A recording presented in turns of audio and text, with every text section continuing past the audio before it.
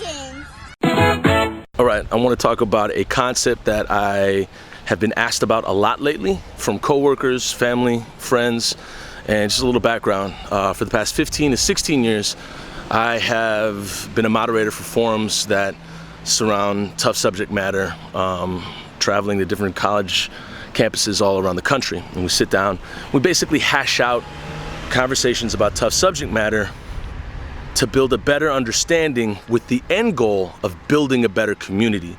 And with these companies and with these colleges, what you have is a lot of people that are just showing up to the space, and they don't know the other people, they don't know the neighbors that they're working along with or studying alongside, and you want to build up a better understanding amongst them so they can build a better community. And once they have that and they talk about these tough subjects, then you can build that better community and that better understanding. With that being said, this concept I've been revisiting a lot lately by talking to different people in my life. It's this thing called the third answer.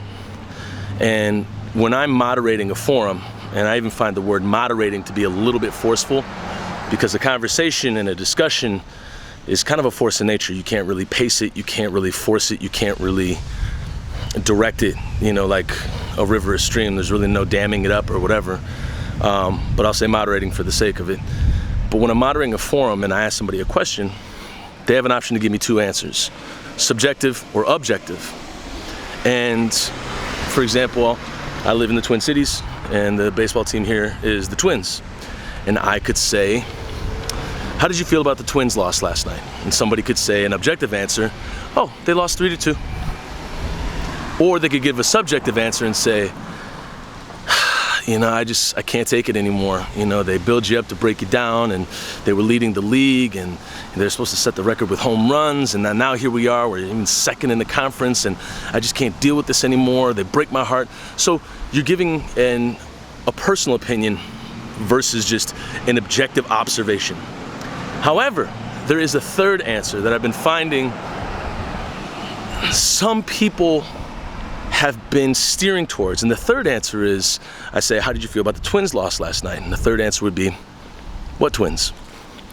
And with that being said, when you're talking about tough subjects such as prison, education, race, gender, sexual preference, gender identity, sociology, all these things that have to do with identity, and somebody then says something to the effect of, what racial disparity? Or what misgivings in public education? Or what derogatory term are you talking about? It then marginalizes the entire subject that we're talking about, and it gets tricky. And this happened to me recently. And so if I were to prompt a question about the Twins, and then you were to say, what Twins? Now I have two options. I can either honor that or I can dishonor it. And I'm the one who brought it up, or the forum was about the Twins, so it was there before it even started. So I have the option to either dishonor or honor what you just said. You say, what Twins? I can dishonor it and say, anyways, how's the weather going for you? Now, I've just totally evacuated the subject. Or I can honor it and I can say, girl, what you talking about? The Twins. Let me get this Google for you. We are here. Yeah, you've seen the team before. You know what it is. And so that's one thing when it's just about sports, whatever. But when you're talking about things such as identity, things such as disparity, being underserved, neglected, economic power, privilege, and rank, these huge things that can just move institutions and are life or death for people, even such as myself, you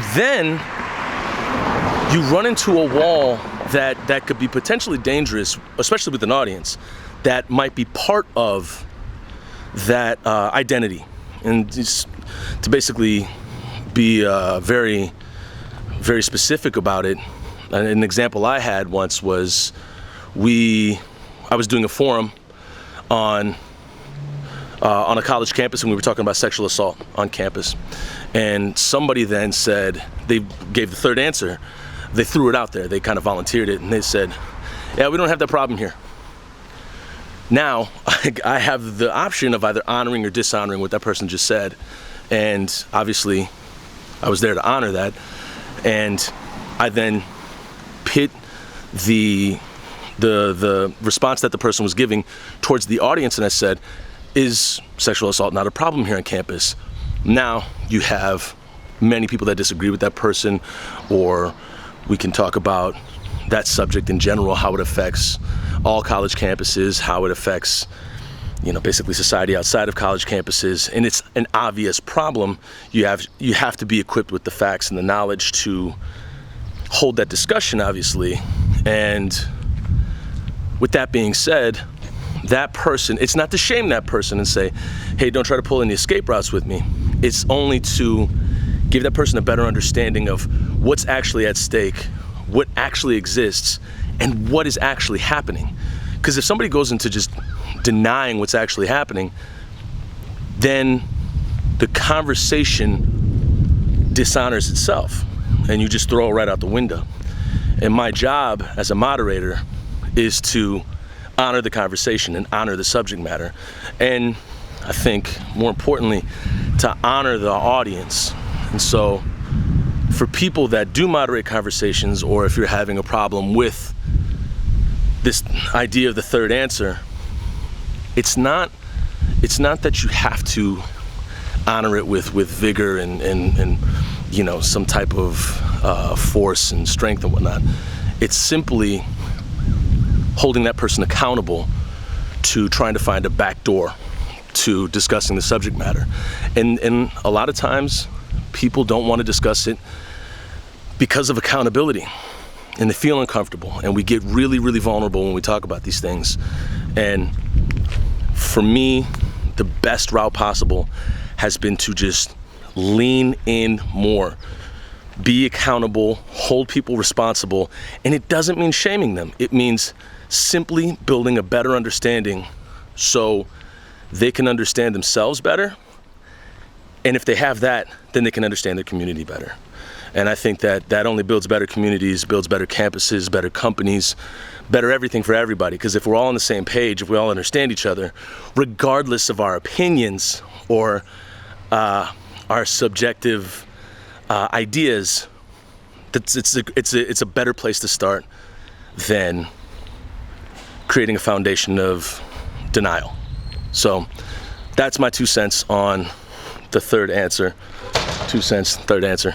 But I hope that helps you if you've been having tough conversations or trying to discuss topics that just aren't easy.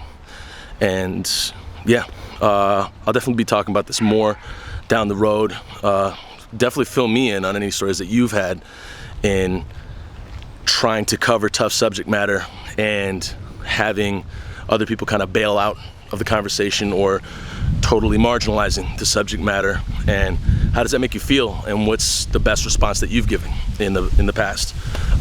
So yeah, that's pretty much it. It's just been a thing that's been going on for a long time, and there'll be some more stuff coming up where I'll cover this as well. But love y'all. Thanks for listening. Have a good one.